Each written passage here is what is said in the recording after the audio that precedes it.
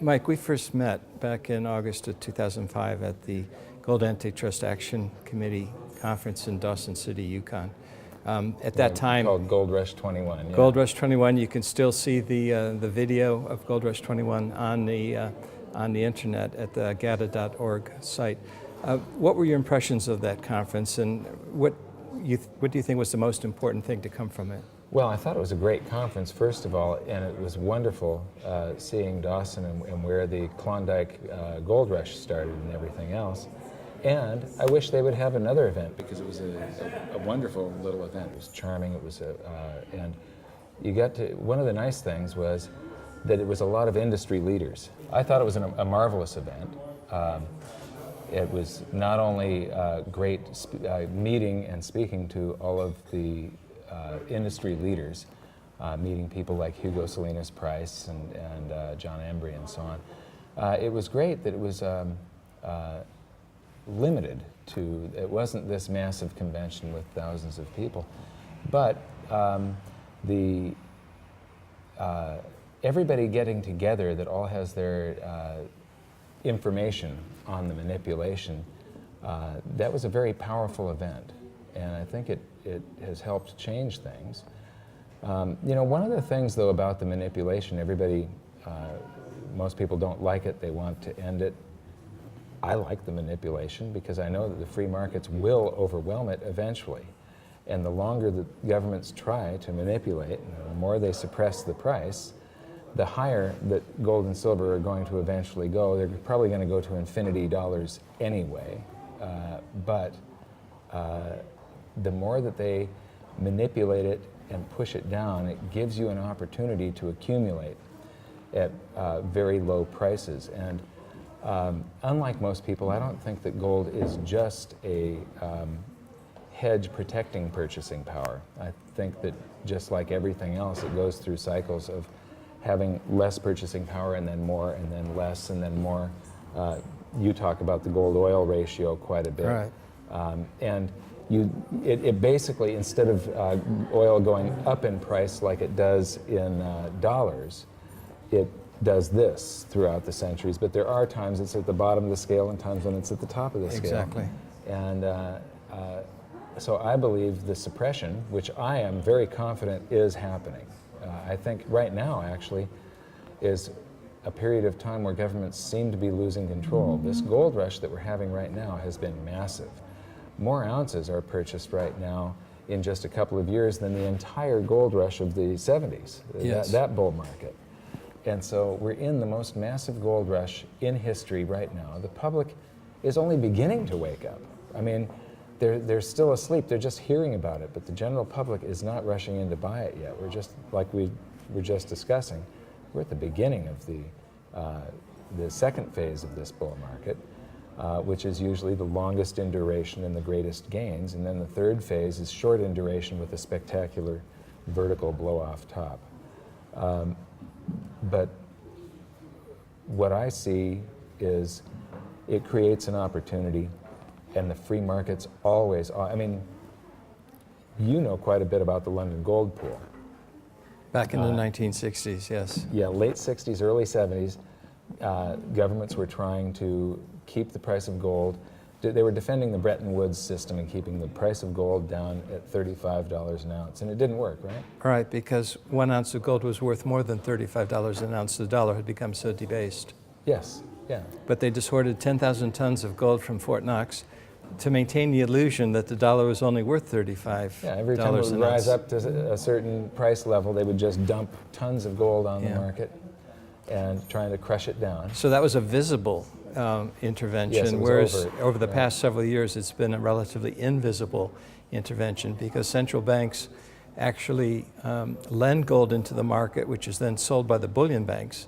And we don't really know how much gold has been loaned into the market, because central banks don't actually accurately reflect on their balance sheet how much is in the vault and how much has actually been loaned.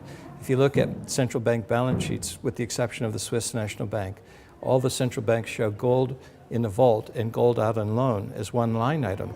which is like saying cash and accounts receivable are the same thing, which is obviously not correct. Right. But instead of going to jail for false accounting on central bank balance sheets, central banks are allowed to get away with this blatant, phony, Right. false accounting. Yeah, and so where did the Federal Reserve get all of its gold? A lot of it was confiscated in 1933. But it went to the Treasury, it went to Fort Knox back then. And the Treasury has basically swapped gold notes that right? The Federal Reserve printed up gold notes, Yes. handed them to the Treasury, and so the gold that's being used, and the Federal Reserve can't be audited, right? Well, hopefully that will change. Hopefully that will change. Yeah, both the Treasury and the Federal Reserve claim that they own the same amount of gold. And there's even speculation now that the IMF contributions, various governments actually never paid the gold into the IMF, but rather just pledged that same gold to the IMF the same way that the Treasury and the Fed own the same weight of gold. The gold has been basically stretched to such an extreme, which is why we've seen the low levels of valuation in gold relative to paper assets, which I think is going to be adjusting itself. But let me ask you, getting back to the point about the manipulation and intervention of governments, I know you travel quite a bit, as I travel quite a bit, and it's been my experience that people all over the world are finally recognizing, I think largely in part because of GATA's efforts, that the gold price is being capped or attempted to be capped from achieving its free market level by governments. Do you find that as well to be the case in your travel? Yes, yeah. People are waking up all over the planet, and that is what is really different this time around. That's what's I don't think that you can compare this bull market to the previous bull market. This is going to be the previous bull market times 1,000 or 1,000,000.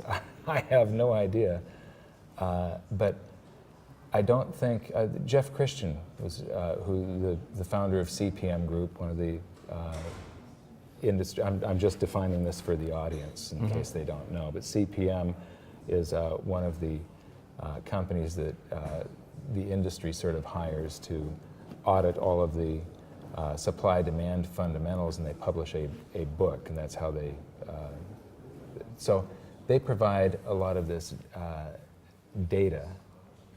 And so Jeff Christian was saying that he believes that gold is currently leveraged at about 100 to 1.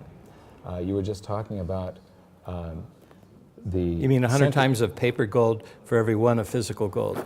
Right, and multiple people thinking that they own that same ounce of gold or have a claim on it somehow, whether it's through an option that they're going to exercise.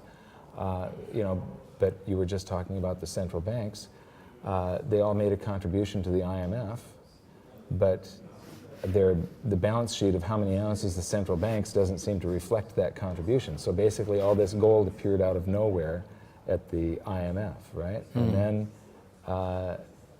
And then we're talking about the manipulation, which where the gold gets loaned and sold, but they keep it on the books as a receivable in that single line item. So there's still that many ounces there, but it's really not. It's gone. It's now owned by somebody else. So how many ounces right now do you think, how many claims are there on each ounce? How many? I think that there's a whole lot less gold in the world than people think that there is available for investment. Whether it's 100 to 1 or even 20 to 1 or even 10 to 1, it's like musical chairs. When the music stops, there aren't enough chairs to go around. There are not enough ounces. And in an environment where financial assets and promises are becoming increasingly doubted, you really want the physical metal. You don't want just a promise for physical metal. Because when you own paper gold, you don't really own gold. You own exposure to the gold price, and that's based on counterparty risk. Someone making good on that promise at that future time when you demand the actual physical metal or the price appreciation. But when you own physical gold, you don't have any of those risks.